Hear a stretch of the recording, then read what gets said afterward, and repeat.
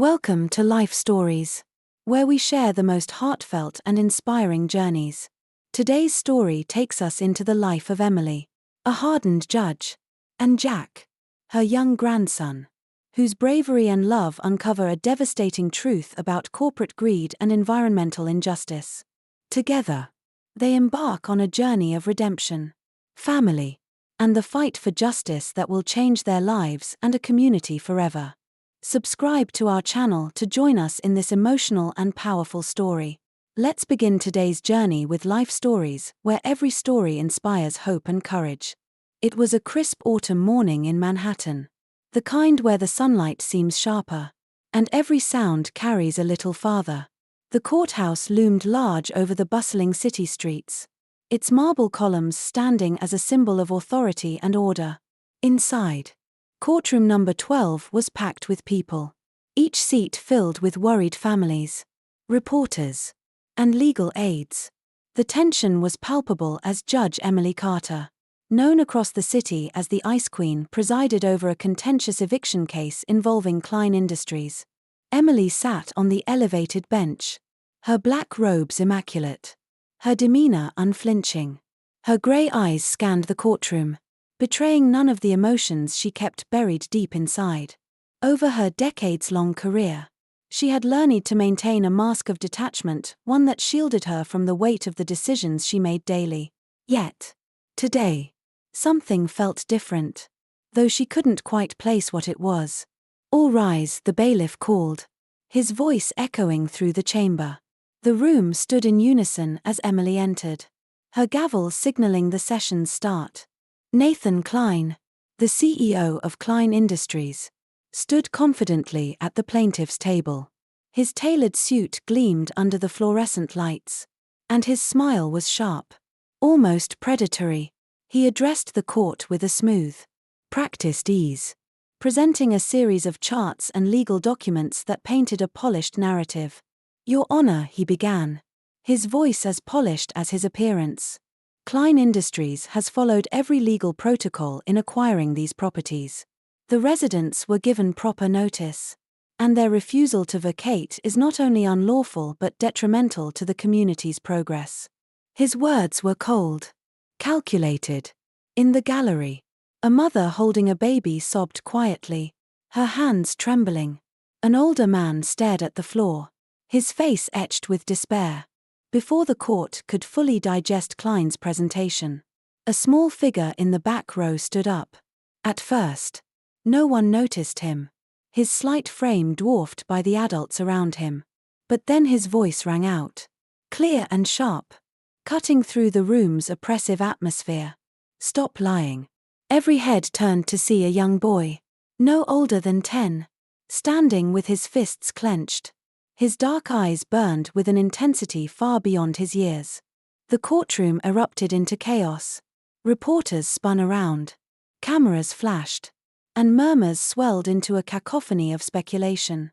Emily banged her gavel repeatedly, her voice slicing through the noise. "Order! Order in the court!" When the room finally quieted, Emily's gaze locked onto the boy. Something about his face, a faint familiarity she couldn't place, made her heart skip a beat. She leaned forward, her voice steady but edged with curiosity.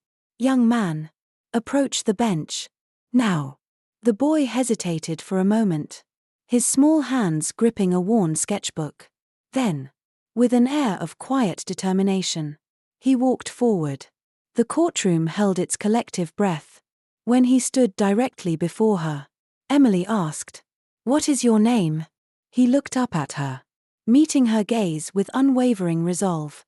"Jack Carter," he replied, his voice firm. Emily froze. The name echoed in her mind like a thunderclap. Carter. Her own name. The gallery buzzed with whispers, and the reporters scribbled furiously in their notebooks. Emily's mask cracked for the briefest moment, her usually steady hands trembling as she set down her gavel. "Jack Carter," she repeated, barely able to keep her voice even. "Yes," he said, clutching his sketchbook tightly. "You're my grandmother." The courtroom exploded again. This time, even Emily's sharp commands couldn't quiet the chaos. Her mind raced. Memories she had buried for years clawing their way to the surface. The daughter she had pushed away. The pain of a broken relationship. And now, this boy, her grandson, standing before her. A living reminder of everything she had lost. Nathan Klein, seated at his table, watched the scene unfold with narrowed eyes. He leaned toward his attorney, whispering furiously, his mind already calculating how to turn this development to his advantage. Emily cleared her throat, forcing herself to regain control. She leaned forward, her gaze steady despite the storm raging inside her. Mr. Klein, this court is adjourned until tomorrow at 9 a.m. Bailiff. Ensure that young Mr. Carter remains in the building. Everyone else is dismissed. The gallery erupted once more, reporters shouting questions as the room began to clear. Emily rose from her bench, her movements mechanical, and walked toward her chambers. Jack stood alone near the bench, clutching his sketchbook as if it were a shield. His earlier courage seemed to waver, his shoulders hunching slightly. "Come with me," Emily said softly, her voice no longer cold but laden with an emotion she couldn't quite name. The walk to her chambers was silent, the noise of the courtroom fading behind them. Emily opened the door and gestured for Jack to enter. He stepped inside hesitantly, his wide eyes taking in the imposing room. "Sit," Emily said, her voice softer than she intended. She poured a glass of water and placed it in front of him. Jack sat down, his small hands still gripping the sketchbook. For a moment, neither of them spoke. Emily's gaze lingered on the boy, taking in the way he held himself, the defiance in his eyes, the vulnerability just beneath it. She saw so much of her daughter in him, and it broke her heart. "Why are you here, Jack?" she finally asked, her voice barely above a whisper. Jack's lip trembled, but he straightened in his chair, his young face filled with a determination that belied his age. "Because my mom, your daughter, wanted me to find you. She said you could help. She said you were the strongest person she knew." Emily felt the weight of his words crash over her. Her hands trembled as she reached for the letter he handed her, recognizing her daughter's handwriting. As she opened it, tears blurred her vision. The walls she had built around herself for years began to crumble. And for the first time in her career, Emily Carter, the Ice Queen, felt truly exposed. Emily sat motionless in her chair, the letter trembling in her hands. Jack watched her cautiously, his dark eyes flicking between her face and the folded paper, unsure whether he had done the right thing by coming here. The silence stretched thin between them, broken only by the faint rustle of the letter as Emily's hands shook. "Your mom wrote this," she whispered, her voice cracking as she traced the familiar handwriting. Jack nodded. "She said it was important. She told me I had to find you."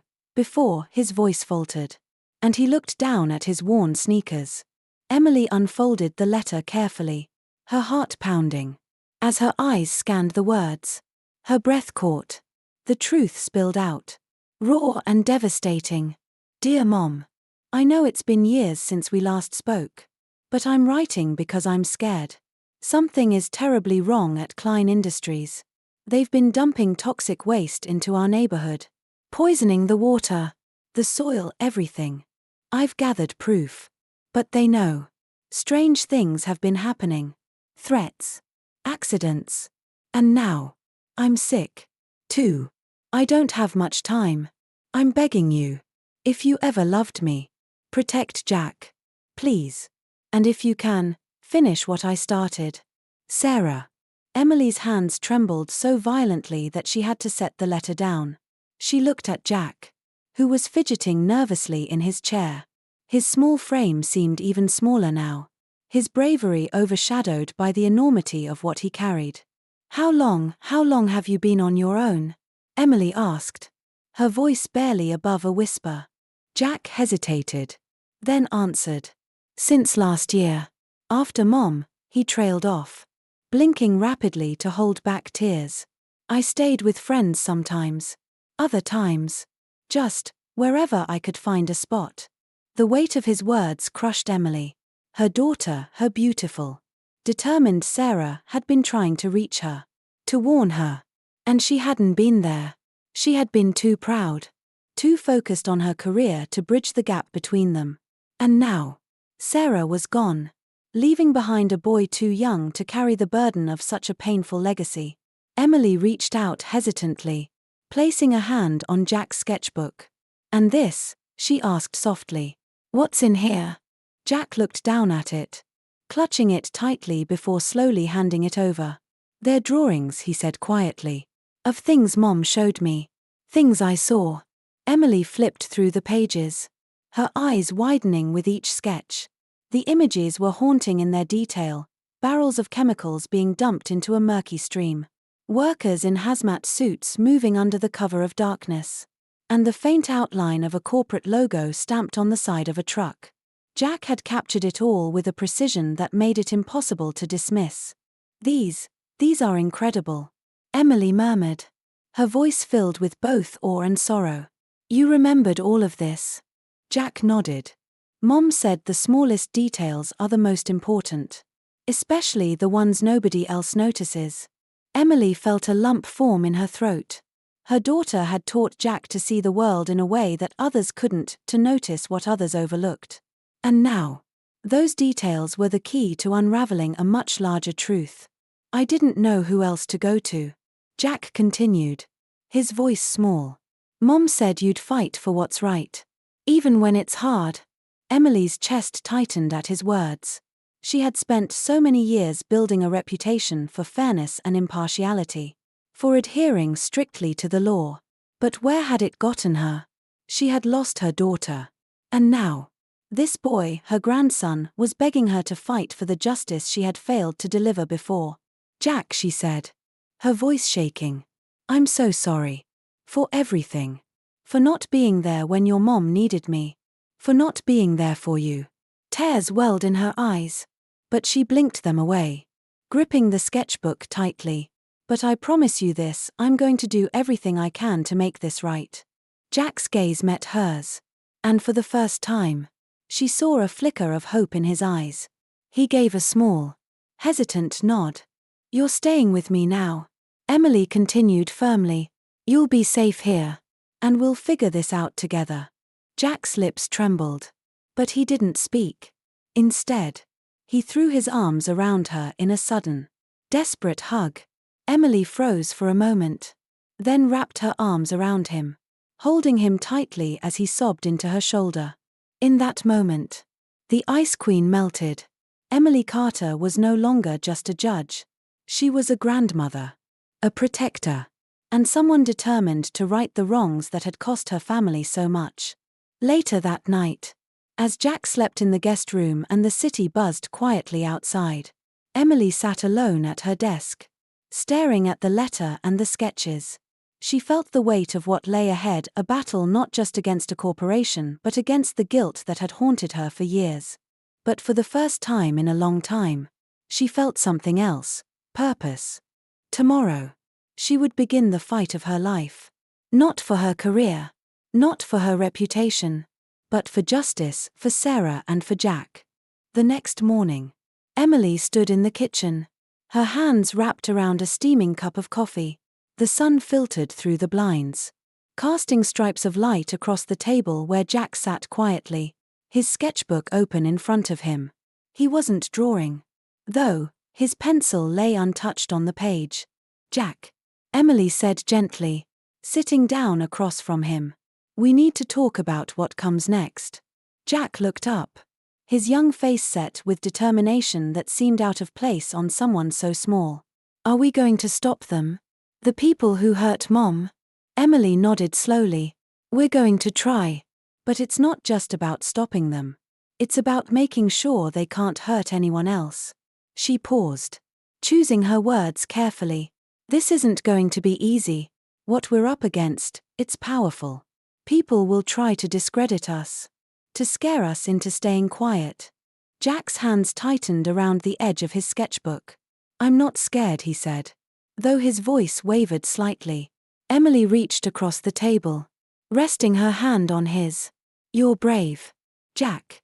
Braver than most adults I know. But you don't have to do this alone. We're going to need help. Later that day, they arrived at the community center in Queens, the place where so many of the displaced families had gathered since Klein Industries began their evictions. The center buzzed with activity, mothers holding babies, children running between the rows of folding chairs, and elderly men and women speaking in hushed tones about their uncertain futures. As Emily entered, the room fell silent. Whispers spread quickly. That's Judge Carter. What's she doing here? Didn't she rule in favor of Klein Industries once?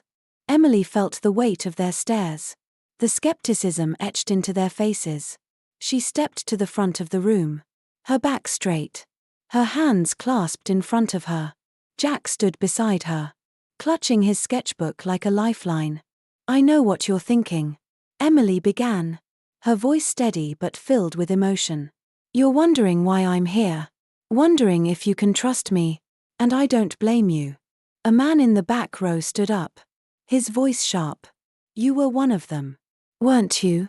Another judge who cared more about corporations than people like us.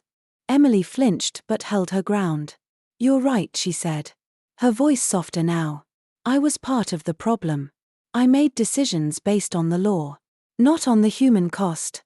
I told myself I was doing my job. But the truth is, I was blind. Blind to what those decisions did to families like yours. The room was silent. Every face turned toward her. Emily took a deep breath and continued. My daughter, Sarah, was one of you. She lived in one of the neighborhoods Klein poisoned. She tried to fight back, and they silenced her. I wasn't there for her when she needed me. But I'm here now, and I want to make things right. She gestured toward Jack, who stepped forward hesitantly, holding his sketchbook. This is my grandson, Jack. He's been drawing what he saw, what his mother showed him before she died. These drawings, and your stories, are what we need to bring Klein to justice. Jack opened his sketchbook, flipping through the pages for everyone to see. Murmurs spread through the crowd as the images passed from hand to hand, barrels leaking into a stream, trucks dumping waste at night, families coughing near poisoned water. The drawings were vivid, raw, and undeniably real. A woman cradling a baby stood up, her voice trembling. What do you need from us? Emily's voice grew stronger. We need your testimonies, your stories. The more people who speak out, the harder it will be for them to silence us. Together, we can show the pattern of destruction Klein has caused. The woman nodded. I'll tell you everything. One by one, others began to stand. An elderly man using a walker spoke of his wife's respiratory problems. A young mother described her children's rashes and unexplained illnesses. A former shop owner recounted how his business had been destroyed when Klein's developments displaced his customers. The room shifted. Skepticism gave way to determination. And the families began to see themselves as more than victims. They were a united force, bound by shared pain and a collective desire for justice. As the meeting ended, Sarah Martinez, a mother of 3, approached Emily with tears in her eyes. Thank you, she said, for coming here, for standing with us. It means more than you know. Emily nodded, emotion tightening her throat. We're in this together, she said simply. Jack, standing beside her, tugged on her sleeve. Grandma, he said, holding up his sketchbook. I made something. He flipped to a new drawing, one he had completed during the meeting. It showed the families standing together, their faces resolute. In the background was the faint outline of his mother, Sarah, watching over them with a gentle smile. Emily felt her heart ache as she looked at the image. It's beautiful, Jack, she said, her voice thick with emotion. Just like your mom. As they left the community center, Emily felt something she hadn't in years, hope. For the first time, she wasn't facing this fight alone.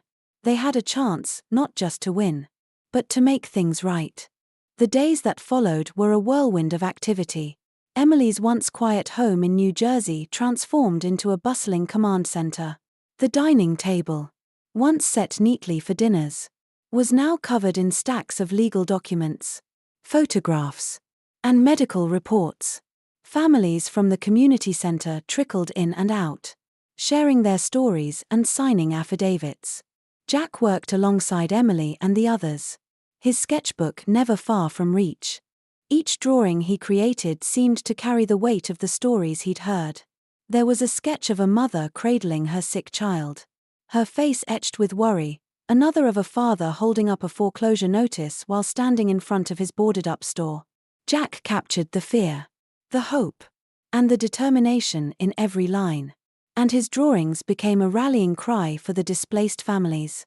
Rebecca Collins, the journalist, arrived late one evening, her arms full of notebooks and her phone buzzing with messages. Her investigation into Klein Industries had unearthed a treasure trove of damning evidence, financial records showing suspicious payments to local officials, falsified environmental impact reports, and internal emails that hinted at a systematic cover-up. "I've got them," Rebecca announced, dropping her notes onto the table. "This isn't just a case of negligence. It's corruption on a massive scale. Bribes, forgeries, illegal dumping, the works." Emily looked up from a deposition she was reviewing, her eyes heavy with exhaustion but alight with purpose. "How solid is it?" she asked. Rebecca smirked. "Solid enough to rattle Klein's lawyers if we present it right. But we need more. Something visual. Something the jury can't deny." Jack, who had been quietly drawing in the corner, spoke up. "What about my sketches?" he asked, holding up a new drawing. It showed a stream near his old apartment building, darkened with sludge pouring from a large pipe. Nearby, barrels lay overturned, their toxic contents spilling onto the ground. Rebecca took the sketch and studied it closely. This could work," she said slowly. "If we can pair it with physical evidence, it'll be devastating." Emily nodded. "Then we'll go back to the sites Jack remembers. Document everything. Take photos, videos, whatever we can find." The next morning, Emily and Jack, along with Rebecca and attorney Mark Perez, drove to one of the sites Jack had drawn. It was an overgrown clearing behind a crumbling warehouse, hidden from the main road by a thick line of trees. The air smelled faintly of chemicals, and the ground was littered with rusted barrels, some half buried in the soil. "This is it," Jack said, pointing to a specific spot. "That's where they dumped the barrels. Mom and I used to walk by here on our way to the bus stop. She took pictures." But, he trailed off, his voice cracking. Emily knelt beside him, placing a hand on his shoulder. "We'll find what we need," she said softly. "I promise." Rebecca snapped photos while Mark took soil samples, carefully documenting everything. Jack sketched the scene, his hands steady despite the weight of the memories. Emily watched him, her heart swelling with both pride and sorrow. This boy had endured so much, yet he carried himself with a quiet strength that left her in awe. As they worked, Emily found herself reflecting on the life she had built and the choices she had made. For years, she had prided herself on her ability to remain impartial, to keep her emotions out of the courtroom. But now, standing in the middle of a poisoned wasteland, with her grandson by her side, she realized how blind she had been. Justice wasn't about detachment, it was about compassion, about understanding the human stories behind the legal battles. Later that evening, back at the house, Emily reviewed the day's findings. The photos, the sketches, the soil samples, they all painted a damning picture. But what struck her most was Jack's drawing of the site, which now hung on the wall above her desk.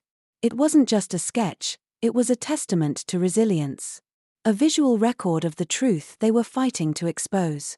Jack sat nearby, working on another drawing. Emily glanced at him, her heart heavy with gratitude. "Jack," she said, breaking the quiet, "I want you to know how proud I am of you. What you're doing, it's not just brave. It's extraordinary." Jack looked up, a faint smile tugging at his lips. "I'm just doing what Mom would have done," he said simply. "She always said we have to stand up for what's right. Even when it's hard." Emily felt tears prick her eyes. She reached over and squeezed his hand. "She would be so proud of you." "I know I am." The fight was far from over. But for the first time, Emily felt a deep sense of hope. They had the truth on their side. And they weren't alone. Together, they would face whatever came next, armed with love, determination, and the unshakable belief that justice would prevail. As the day of the trial approached, the tension in Emily's home grew palpable. The house had become a hub of activity, with Rebecca and Mark frequently stopping by, community members sharing their stories, and Jack working tirelessly on his drawings. The once quiet suburban home now pulsed with purpose. A battle headquarters against the looming force of Klein Industries. On the morning of the trial, Emily stood in front of the mirror in her room, adjusting the lapel of her blazer. She felt the weight of everything riding on this case, not just for Jack, but for the countless families whose lives had been shattered. It wasn't just about winning in court, it was about redemption. About proving to herself that she could be the person her daughter had once believed in. Downstairs, Jack sat at the kitchen table with his sketchbook open. His pencil moved quickly, his focus unbroken despite the flurry of activity around him. Emily paused in the doorway, watching him. He looked so small, so vulnerable. Yet there was an undeniable strength in the way he carried himself. "What are you working on?" Emily asked. Stepping into the room, Jack glanced up, a hint of a smile on his face. "It's a drawing of today," he said simply, holding up the half-finished sketch. It depicted a courtroom filled with people, families, reporters, and lawyers. At the center stood Emily and Jack, facing the judge with unwavering determination. Emily felt a lump rise in her throat. She knelt beside him, resting a hand on his shoulder.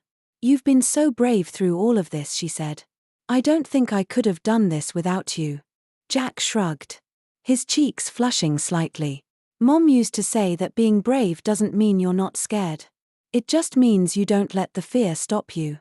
Emily smiled, her chest tightening with a mix of pride and sorrow.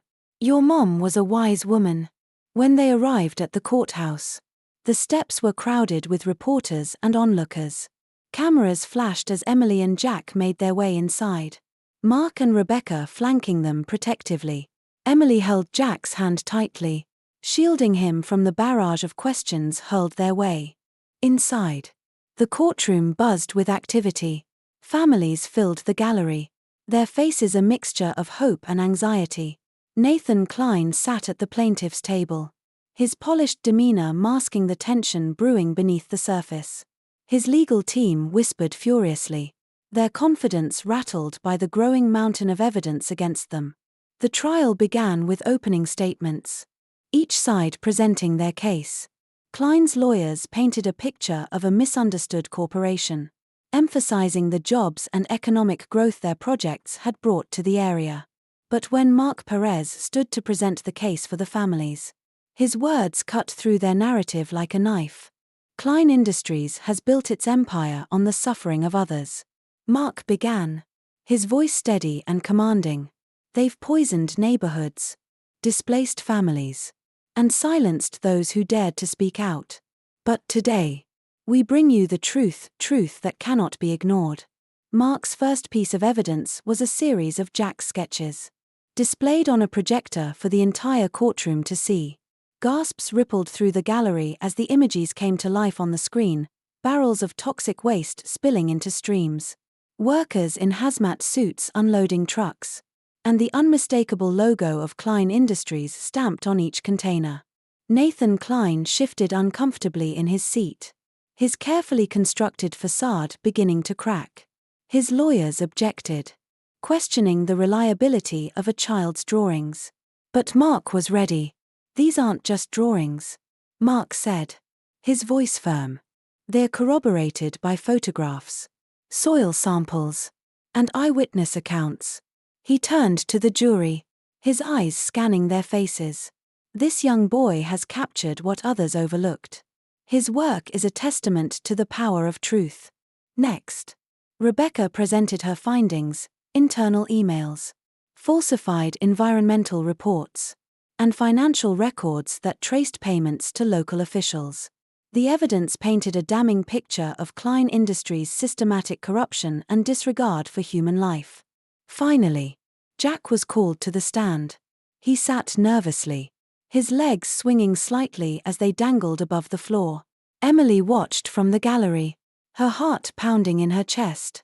"Jack," Mark began gently, "can you tell us about your mother?" Jack took a deep breath, his voice trembling at first. "She worked for Klein Industries," he said.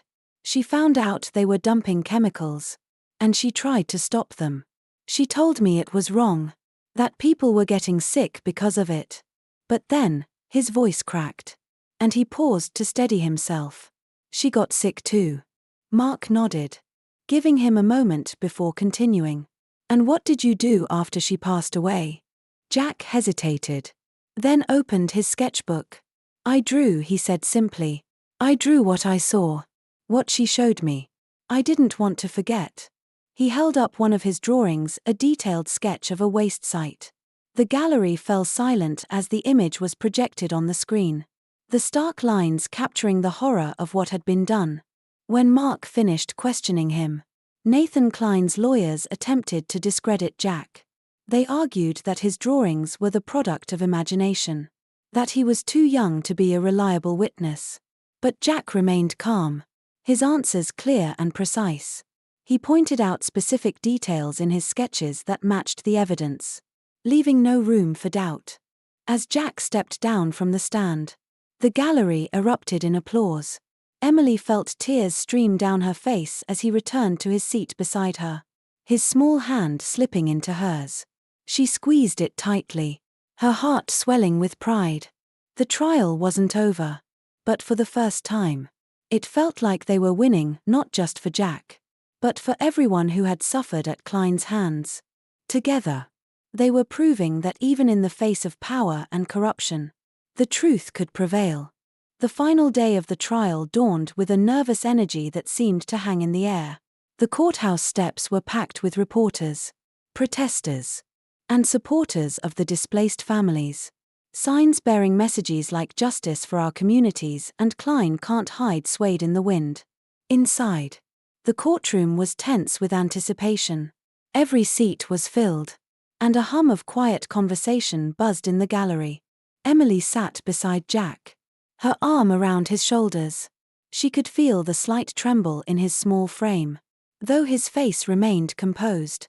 He clutched his sketchbook tightly, as though it was both a shield and a weapon. She leaned down and whispered, "No matter what happens, I'm so proud of you." Jack nodded, his dark eyes glancing at her before fixing on the front of the courtroom where Nathan Klein sat today. His usual smug confidence was gone, replaced by a rigid posture and a nervous flick of his fingers against the table. The once unshakable CEO now looked like a man who had spent sleepless nights trying to outrun the truth. The judge entered, and the courtroom rose.